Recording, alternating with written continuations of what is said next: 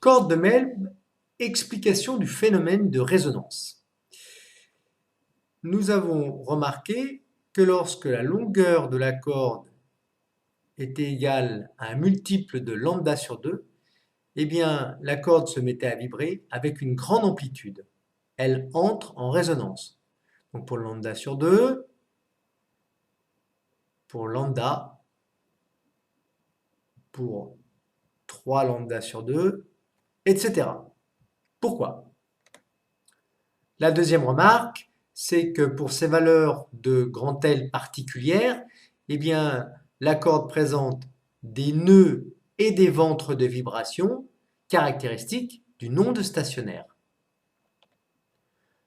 Le vibreur envoie dans la corde une onde progressive qui va se propager en direction de la poulie. Cette onde se réfléchit sur l'extrémité de la corde en contact avec la poulie. Elle revient, ce qui donne naissance à une seconde onde qui se propage en sens inverse. Cette deuxième onde se réfléchit sur l'autre extrémité de la corde liée au vibreur, donnant naissance à une troisième onde qui se propage dans le même sens que la première. Celle-ci se réfléchit sur la poulie, donnant une quatrième onde, et ainsi de suite. L'onde stationnaire le long de la corde résulte de la superposition de ces ondes progressives se propageant dans les deux sens. Son amplitude peut être très supérieure à l'amplitude du vibreur, puisqu'il y a superposition d'un grand nombre d'ondes réfléchies successives. Ici, dans cette animation, on montre 4 ondes successives qui se réfléchissent. On peut fixer l'amplitude et la fréquence. La longueur de la corde sur lambda est égale à 0,5. On a à ce moment-là un phénomène de résonance.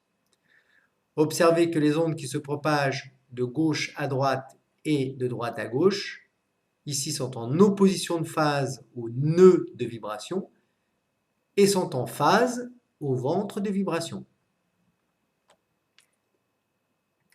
Pourquoi maintenant l'amplitude de vibration de la corde est-elle maximale pour les fréquences f indice n? Ceci résulte de la condition d'interférence constructive.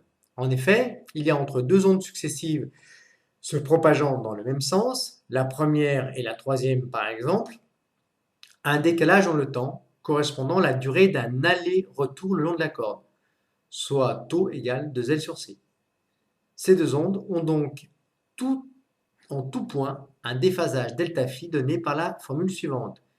Delta phi égale 2pi sur grand T fois taux, autrement dit 4πL sur lambda. Il y a interférence constructive si le déphasage répond à la condition suivante, delta phi égale 2pi, autrement dit L égale lambda sur 2.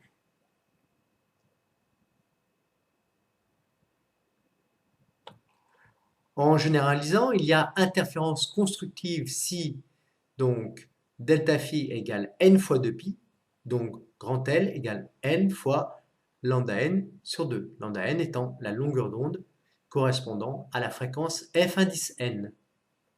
Par exemple, si n égale 2, eh bien grand L égale 2 fois lambda n sur 2, c'est-à-dire lambda n.